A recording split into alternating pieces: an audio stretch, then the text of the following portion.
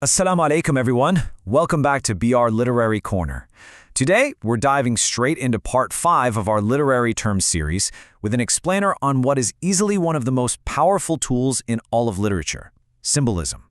But hey, before we jump into today's brand new concept, let's just do a super quick recap of what we've already conquered together. In our previous lectures, we unpacked simile, metaphor, personification, and imagery. If you've been following along with us, well, you already have a fantastic foundation. So today, we're going to add another incredibly heavy-hitting tool to your literary toolkit. Okay, let's dive into this and actually define symbolism. Basically, symbolism is the use of a person, object, place, color, or action to represent a deeper or, additional meaning. It's actually fascinating when you think about it because totally everyday things, like say a specific shade of a shirt or just a simple physical movement can hold this incredible hidden weight within a story. To really break that down, think of it kind of like an equation. Symbolism equals something that represents an idea completely beyond its literal meaning. So a symbol always has its ordinary everyday meaning, right? But it simultaneously suggests a completely different concept entirely. Honestly, it's almost like a secret code that the author has embedded right into the text for us to find. Let's move on and look at 5 everyday examples. You probably see these all the time in your own life without even realizing it. Take a dove. Literally, yeah, it's just a bird, but symbolically, it means peace. Or a red rose. It's a flower, but it universally symbolizes love and romance. And what about darkness? Literally, it's literally just the absence of light, but symbolically it represents fear, sadness, evil, or the unknown. On the flip side, light symbolizes hope, knowledge, or goodness. And finally, a journey. While literally it's just traveling from point A to point B, in literature it almost always symbolizes life, growth, or personal development. Now, what's really interesting about this slide is the stark contrast when we isolate just one of these examples. Look at how a simple, totally ordinary dove suddenly transforms into a massive, universal message of peace. This tiny physical object is carrying the heavy weight of a really huge abstract concept. So that brings us to the writer's toolkit. Why use symbolism in the first place? Well, writers actually rely on symbolism for 4 main reasons. First, to create deeper meanings that really stick with us long after we close the book.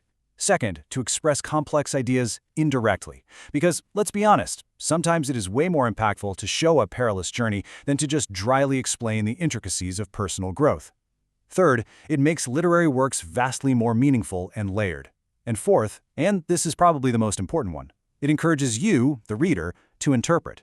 Instead of just passively reading words on a page, symbolism literally forces you to become an active participant in uncovering the true depth of the story. Okay, time for the magic formula. Whenever you're reading and a certain object just keeps popping up, or maybe a specific color is constantly mentioned, just stop and ask yourself, does this object, person, or action represent a deeper idea? If the answer is yes, my friends, you are very likely looking at a symbol. So, the crucial point is this easy formula right here. Symbolism equals the literal meaning plus the deeper meaning. Lock this one into your memory. If an object only has a literal meaning, well, it's just a thing. But the second you add that deeper meaning, boom, it transforms into a symbol. Now for the fun part. Let's do a quick quiz. All right, let's test that knowledge. Question 1. What does a dove commonly represent? I'll give you just a second to mentally lock in your answer. Got it? Moving on to question 2. What does darkness commonly represent? Try to think back to that table we looked at earlier. And the final question, what does light commonly represent? Okay, I want you to head down to the comments section below and write out your answers for all 3 of these right now. Let's see how many of you absolutely nailed it. Let's jump into our conclusion and wrap this up. Fantastic job today, everyone. You've officially conquered part 5 of our series. Now, just to ensure total retention before you head out, let's look at our core definition one last time. Symbolism is the use of something to represent an idea or meaning completely beyond its literal sense. In the very next part of our literary term series, we're going to learn another incredibly important concept. So if you found this explainer helpful today, please take a quick second to like it, share it with your classmates, and definitely subscribe to BR Literary Corner. Oh, and hit that bell icon so you never miss the next part. Keep learning and keep exploring literature. But before we go, I want to leave you with this final thought. The next time you open a book, or honestly, even just watch your favorite movie, I challenge you to look a little closer and ask yourself, what hidden symbols are hiding in plain sight, just waiting for you to decode their deeper meaning? Have fun with it. I'll see you in the next lecture. Allah Hafiz.